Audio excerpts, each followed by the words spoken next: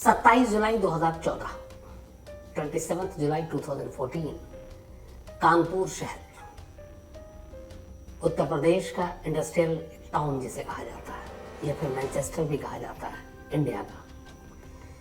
इसी कानपुर शहर में एक अरबपति बिजनेसमैन जिनका बिस्किट का बहुत बड़ा कारोबार और उनका नाम ओम प्रकाश दासानी, उनके दो बेटे, उनमें से छोटा बेटा 30 साल का पीयूष दासानी, 2 साल पहले ही उसकी शादी हुई थी 2012 में जबलपुर के एक रईस खानदान में। और पीयूष की बीवी का नाम था ज्योति। शादी बड़ी धूमधाम से हुई क्योंकि बहुत ही बड़ा परिवार, खानदान, दोनों बिजनेस टाइकून टाइप। 2 साल बीत गए। 27 जुलाई 2014 संडे का दिन था। ज्योति ने अपने पति पीयूष से कहा कि चलो कहीं बाहर करते हैं, आउटिंग करते हैं, कुछ लॉन्ग ड्राइव पे चलते हैं, कहीं अच्छा रेस्टोरेंट में खाना खाते हैं। तो दोनों दोपहर को बल्कि 11 बजे ही घर से निकलते हैं और इसके बाद कानपुर में एक अच्छा खासा रेस्टोरेंट जिसका नाम कार्निवाल, वहाँ दोनों मियाँ बीवी पहुँचते हैं। वहाँ जाकर लंच का ऑर्डर देते हैं, खाना खाते हैं, करीब घंटा भर या सवा घंटा वहाँ बिताते हैं और इसके बाद 12 सवा 12 के दरमियान पीयूष और उसकी वाइफ ज्योति अपनी होंडा अकॉर्ड कार में वहाँ से निकल पड़ते हैं। इसके बाद थोड़ी दूर आगे जाते हैं, कानपुर का ही एक इलाका, थोड़ा सा सुनसान सड़क, वहाँ अचानक 2 मोटरसाइकिल पर सवार 4 लोग पीयूष की होंडा अकॉर्ड कार को घेर लेते हैं। इसके बाद कार को रोकते हैं, पीयूष को कार से बाहर खींचते हैं, बुरी तरह उसकी पिटाई करते हैं और फिर उनमें से 2 शख्स उस होंडा अकॉर्ड कार में बैठता है और पीयूष की बीवी ज्योति को अपने साथ लेकर उसी कार में वहां से भाग जाता है। अब पीयूष बदहवास उसकी बीवी को उसके सामने पीटा गया, उसे पीटा गया और फिर उसकी बीवी को जबरन किडनैप करके कार में ले जाया गया। अब वो घबरा भी रहा, उसे मालूम भी है कि वो एक अमीर खानदान का बेटा है, हो सकता है रैंसम के लिए किडनैपिंग है। तो इधर उधर लोगों से मदद मांगता है। सबसे पहले अपने पिता को फोन करता है घर पे कि ऐसी ऐसी बात हुई है। फिर एक मोटरसाइकिल सवार उसको लिफ्ट देता है, वो वहाँ से थोड़ी दूर पर पुलिस स्टेशन पहुँचता है। पुलिस स्टेशन जाने के बाद अपना नाम पता बताता है और फिर पूरी वारदात बताता है। अब जब पुलिस वालों को ये पता चलता है कि शहर के एक नामी गिरामी अरबपति शख्स की बहू को इस तरह से अगवा कर लिया गया है, तो पुलिस भी हरकत में आती है, अपने आला अफसरों को इसके बारे में जानकारी देती है। इधर रिपोर्ट लिखाने के बाद पीयूष अपने घर आता है। अब घर पे यहाँ कोहराम मचा हुआ है, सिर्फ 2 साल शादी को हुए और इस तरीके से कानपुर में दिन दहाड़े पीयूष की बीवी को किडनैप कर लिया गया। इधर ये खबर जबलपुर भी दे दी जाती है तब तक, क्योंकि मामला बेहद नाजुक भी था। अब आला पुलिस अफसरों की टीम फौरन पीयूष के घर पहुंचती है, उससे पूरी डिटेल और जानकारी मांगती है। तो पीयूष रेस्टोरेंट से लेकर उस जगह तक जहां तक वो कार से पहुंचा और जहां पे उसकी बीवी को अगवा करके लोग ले गए, पूरी कहानी वही बताता जो उसने लगभग पुलिस स्टेशन में रिपोर्ट में लिखाई थी। अभी तमाम आला पुलिस अफसर पीयूष के घर पर ही थे और इस दौरान में जो होंडा अकॉर्ड कार है उसके नंबर को भी फ्लैश कर दिया गया था कि शहर की नाकेबंदी कर दो, देखो इस कार को ढूंढो। लेकिन मुश्किल से 1.5 घंटा बीता हो, 1.5 घंटा ही बीता होगा, करीब 1:30 से 2 का वक्त था। अचानक कंट्रोल रूम से कॉल आया और कहा गया कि जिस होंडा अकॉर्ड कार की तलाश है वो इसी शहर में एक सुनसान जगह पर खड़ी मिली सड़क किनारे। आला पुलिस अफसरों को ये बात पता चली, फौरन टीम वहाँ पे पहुंची पुलिस की। देखिए तो वाकई वहाँ पे वही होंडा अकॉर्ड पीयूष की खड़ी हुई है। लेकिन जब दरवाजा खोला गया तो अंदर का मंजर बहुत भयानक था। पूरी जो कार थी वो खून से सनी हुई थी और अंदर कार की एक सीट पर ज्योति की खून से लथपथ लाश पड़ी थी।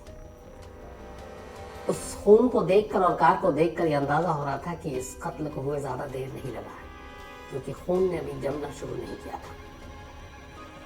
अब इस लाश को देखकर पुलिस वालों के भी हाथ पैर फूले। मामला एक अरबपति की बहू की अब कत्ल का हो चुका था। लॉ एंड ऑर्डर पर सवाल उठेंगे, पुलिस को यह भी मालूम था। खैर, ये खबर अब पीयूष के घर तक पहुंची।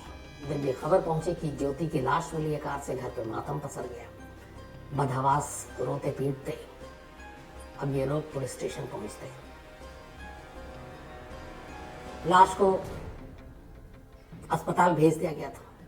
अब फिर घर वाले अस्पताल पहुंचते हैं, वहां पोस्टमार्टम होना था।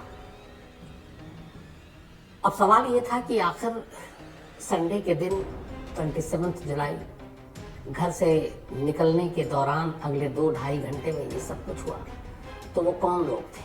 अगर ज्योति की किडनैपिंग फिरौती के लिए की गई, तो फिर फिरौती मांगने से पहले उसका कत्ल क्यों कर दिया गया? ये सारी बातें थी। अब पूरे घर का जो उस वक्त आलम था वो अजीब था। घर में सभी लोगों का रो रो कर बुरा हाल था।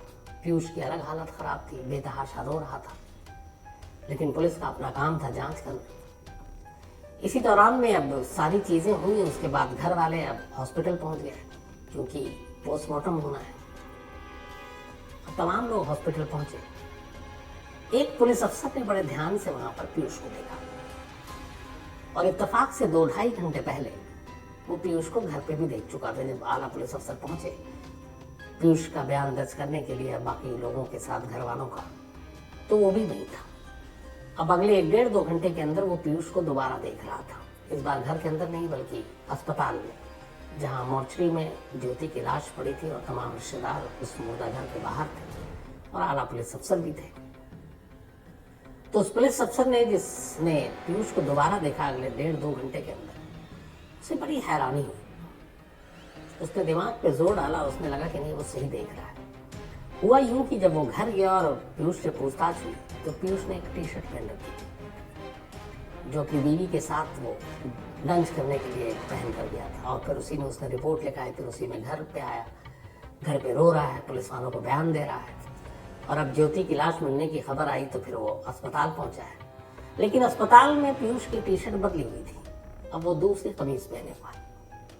अब उस पुलिस अफसर को ये किसी से शेयर नहीं कर रहा, अपने आप सोच रहा है कि एक शख्स जो सुबह घर से निकला लंच करने के लिए, बीवी को घुमाने के लिए, और अगले 2-2.5-3 घंटे में वापस भी आ गया है, और उसी शख्स को जब ये पता चल रहा है कि उसकी बीवी का कत्ल हो गया और वो अपनी बीवी की लाश को देखने के लिए मुर्दा घर आ रहा है, तो ऐसी हालत में क्या कोई पति पहले अपने कपड़े बदलेगा और फिर अस्पताल पहुंचेगा? वो तो बदहवास होगा और जिस हाल में होगा उसी हाल में दौड़ पड़ेगा। लेकिन यहाँ उल्टा है। अब वो सोच रहा है कि आखिर ऐसा क्यों, इतना टी-शर्ट भी बदलने की क्या जरूरत है? ऐसे माहौल में कहीं अच्छी जगह पे जा रहे हो, आप खुशी का मौका हो, समझ जाता है। आपकी अपनी बीवी का कत्ल हुआ है और आप अस्पताल आने से पहले कपड़े बदल रहे हो। ये बात उसे बड़ी खटकी। उसने अपने सीनियर अफसर के कान में उसी अस्पताल की चारदीवारी में बड़े धीरे से ये बात कही कि पता नहीं आपने नोटिस किया कि नहीं, घर में पीयूष ने अलग कपड़े पहने हुए थे और अगले 1-1.5 घंटे में वो कपड़ा चेंज करके यहाँ आया। अब उस पुलिस अफसर ने भी ध्यान से सोचा और उन्हें लगा कि हाँ ये सही कह रहा है, क्योंकि वो भी उस घर में थे।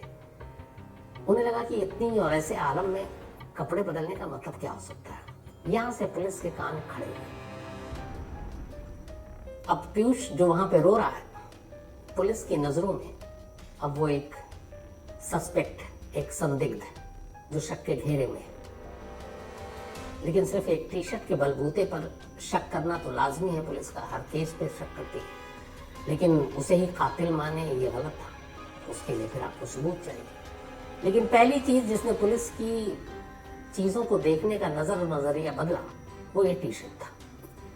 अब खैर इसके बाद पोस्टमार्टम हुआ, पोस्टमार्टम की रिपोर्ट आई तो पता चला कि ज्योति के शरीर पर, उसके जिस्म पर तेज धार हथियार के 17 निशान थे।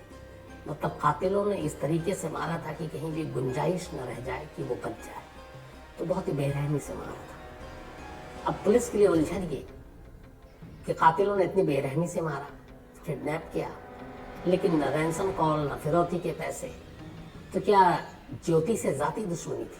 अब ज्योति से जाती दुश्मनी किसकी हो सकती है? कानपुर शहर के लिए ज्योति अनजान थी। 2 साल पहले ही वो अपने ससुराल आई थी जबलपुर से। यहाँ किसी को जानती नहीं थी, बस अपने ससुराल के अलावा।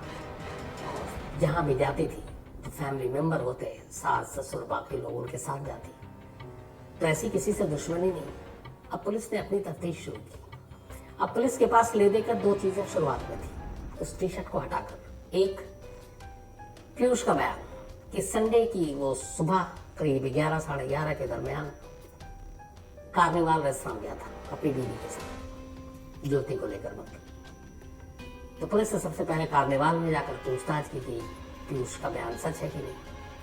तो वहाँ उन्होंने बताया कि हाँ वो आए थे।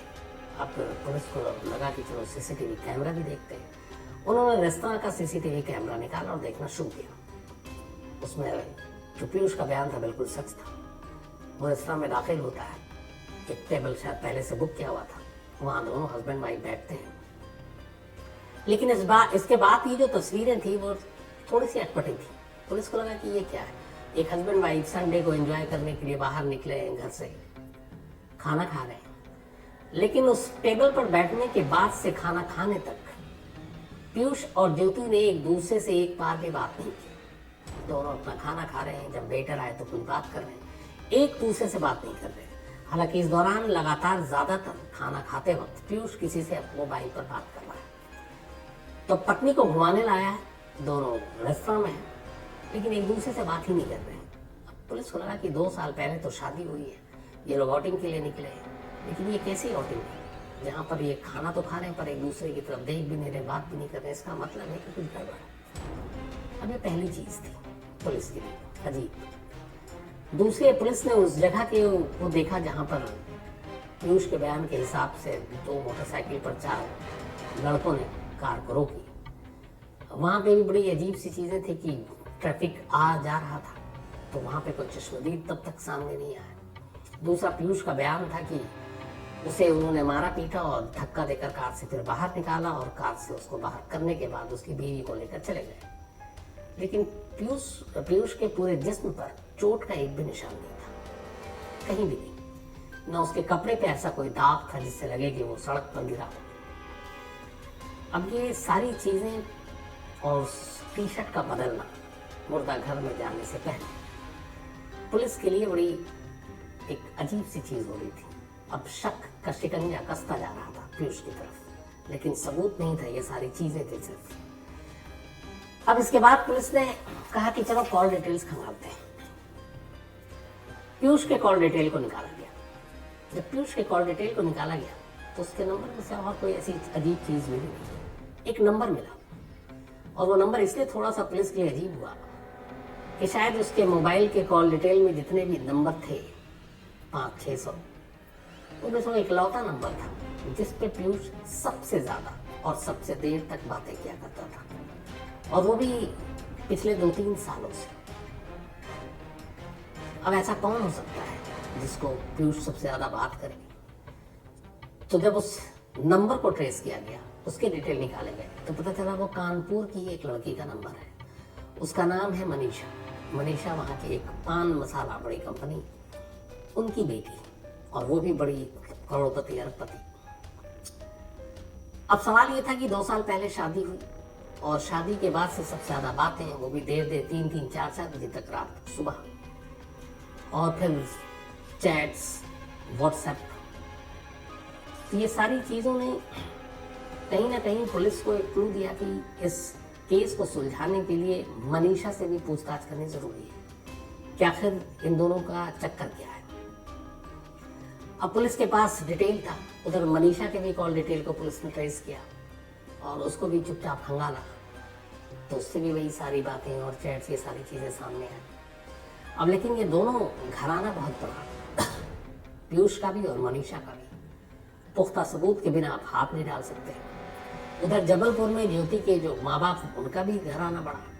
अब वो अपनी इकलौती बेटी को इस तरह से खोकर, उनका भी बुरा हाल, और वो चाहते हैं कि जो भी उनकी बेटी का कातिल है वो सामने आए। तो अब पुलिस के लिए मुश्किल ये थी कि ताकतवर घरानों के बीच में उसे जांच भी करनी है और सही कातिल पर हाथ भी डालना है ताकि कुछ गड़बड़ ना हो जाए। तफ्तीश जारी रही, सीसीटीवी फुटेज से लेकर कॉल डिटेल सब कुछ सामने था पुलिस की। जब सारी इन्वेस्टिगेशन हो चुकी तो पुलिस को कोई और कातिल का चेहरा दिखाई नहीं दिया। अब तक के जितने भी छोटे मोटे एविडेंस थे वो सारे पीयूष की तरफ इशारा कर रहे थे। आखिरकार एक रोज पुलिस ने पीयूष को बुलाया कि आओ, आपका बयान है, चूंकि आप विटनेस हो, पूछताछ करनी है केस के बारे में। और पीयूष को भी अब तक यही है कि वो एक विटनेस है, उसकी वाइफ की मौत हुई है, कत्ल हुआ है। तो वो भी अपना पुलिस स्टेशन गया, लेकिन पुलिस स्टेशन में जाने के बाद उसे पता चला कि उसे पूछताछ के लिए नहीं बुलाया गया बल्कि उसके कातिल के तौर पर बुलाया गया। अब पुलिस ने उससे ये कत्ल के 4 दिन बाद की बात है, चौथा दिन था, 31 जुलाई 2014 आ गया। पीयूष पुलिस के पास पहुंचता है। अब पुलिस उसे सारी चीजें बताती है। एक तो उसके सामने वो सीसीटीवी फुटेज रखती है रेस्टोरेंट का और कहती है कि तुम मियाँ बीवी के बीच में बातें नहीं, इसका मतलब रिश्ते ठीक नहीं। इस दौरान में पुलिस ने इन दोनों के रिश्तों के भाई खंगालना शुरू किया था और आखिर में आकर पुलिस का जो नतीजा था वो यही था कि कहीं ना कहीं इस रिश्ते के बीच में मनीषा नाम की जो लड़की है उसकी वजह से कुछ ना कुछ है, कुछ राज है। तो उसे बुलाया गया, पूछताछ हुई, लेकिन पीयूष लगातार अपने उसी बयान पर कायम रहा और इससे आगे वो कुछ बोलने को तैयार नहीं, मुंह खोलने को तैयार नहीं। तभी पुलिस ने एक और चाल चली।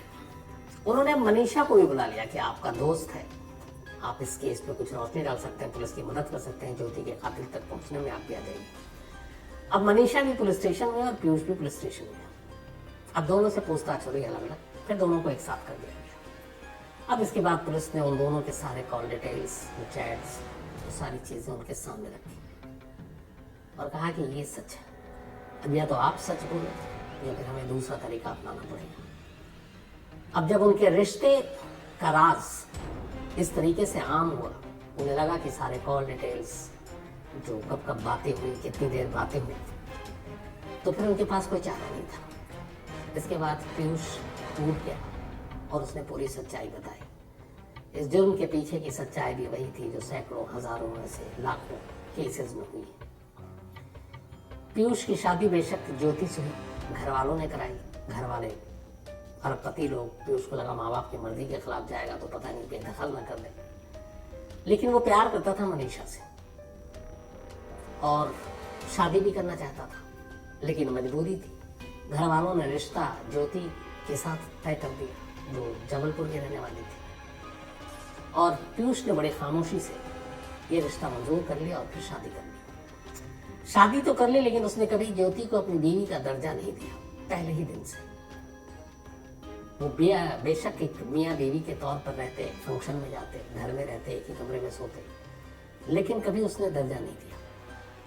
वो प्यार मनीषा से ही करता था। और बाद में पुलिस को उस घर से ज्योति की एक डायरी मिली। उस डायरी में ज्योति ससुराल आने के बाद की अपनी हर दिन की कहानी को लिखा करती थी और उसमें उसने एक कहानी लिखी कि मेरी शादी तो हुई पीयूष से, लेकिन उसने कभी मुझे दर्जा नहीं दिया, उसने कभी मुझे बीवी माना ही नहीं, न बीवी का हक दिया, न कोई खुशी दी। बल्कि वो मैंने अपने इन लॉस को कई बार शिकायत की कि वो रात अक्सर 12 बजे घर से निकल जाता था चुपचाप, जब सब सो जाते थे, और कभी 2 बजे निकल जाता था और सुबह 4-5 बजे लौटता था। हालांकि ज्योति को नाम नहीं मालूम उस लड़की का, लेकिन उसने कहा कि उसकी जिंदगी में कोई और लड़की है और वो उसी के साथ है, मेरे साथ नहीं। और कई बार मुझे इन चीज़ों के वो मानसिक रूप से बहुत परेशान भी करता है। वो डायरी बहुत ही इमोशनल डायरी थी, जिसमें उसने अपनी पूरी दर्द भरी कहानी और पीयूष के रिश्ते की कहानी सब कुछ लिखी थी। वो डायरी भी पुलिस के पास एक सबूत के तौर पर, और पीयूष और मनीषा को जब दिखाया गया तो उन्होंने फिर माना। तो वह यूं की शादी तो हो गई, लेकिन पीयूष ने ज्योति को अपनी बीवी माना नहीं और वो मनीषा से ही शादी करना चाहता था। लेकिन अब सवाल यह था कि ऑलरेडी वो शादीशुदा था। ज्योति के रहते हुए वो मनीषा से कैसे शादी करे, कैसे करे वो शादी। फिर इन दोनों ने प्लान बनाया कि ज्योति को रास्ते से हटा देते हैं, इसके बाद शादी आसानी से हो सकती है। लेकिन कैसे हटाए, उसे ये भी पता था कहीं ना कहीं कि ज्योति एक अरबपति की बहू है, बड़े खानदान की है। तो किडनैपिंग यूपी में बहुत सारे केसेस होते हैं, तो इसको एक किडनैपिंग का रंग दिया जाएगा। और इसी के बाद उसने अपने ही एक ड्राइवर और नौकर को पहले इसमें शामिल किया। फिर कहा किसी सुपारी किलर को ढूंढो, उन्होंने उसे ढूंढा। और इसके बाद 27 जुलाई को ज्योति को इसने पहले कहा कि चलो आज तुमको मैं आउटिंग पे ले चलता हूँ, खाना खिलाता हूँ। फिर ये रेस्टोरेंट ले गया। तो ज्योति ने इससे रिक्वेस्ट की कि चलो आज पति का मूड अच्छा है, कहीं घुमाएगा। उसे ही नहीं मालूम था कि उसका मूड अच्छा नहीं, बल्कि वो तो कुछ और सोच कर निकला था। उसने उसे लॉन्ग ड्राइव पे ले जाने की जिद की, पहले उसने मना किया, लेकिन फिर लॉन्ग ड्राइव पर ले गया क्योंकि उसकी साजिश भी यही थी। फिर दूर जाने के बाद जहाँ उसे मौका मिला, उसी कार में उसके ड्राइवर, नौकर और एक और शख्स ने ज्योति का पहले गला घोटा और फिर चाकू से उसके प्रहार किया। और ये सब कुछ पीयूष के रहते हुए किया गया। इसके बाद सारे सबूत मिटाए गए वहाँ से। पीयूष कार से उतरा, कार वहाँ से आगे गई, फिर पीयूष चीखने चिल्लाने लगा प्लान के तहत। फिर एक मोटरसाइकिल वाले ने उसको लिफ्ट दी, फिर वो भागता हुआ पुलिस स्टेशन गया। पुलिस स्टेशन में उसने ये सारी कहानी बताई। फिर वो अपने घर गया, क्योंकि बड़ा मामला था। आला पुलिस अफसर घर आ गया, उसने बयान दिया, लेकिन अगले 2 घंटे के अंदर ही ज्योति की लाश मिल गई। और उसके बाद उसे मुर्दा घर जाना पड़ा। और मुर्दा घर जाने से पहले बस उसने एक टी शर्ट बदल लिया।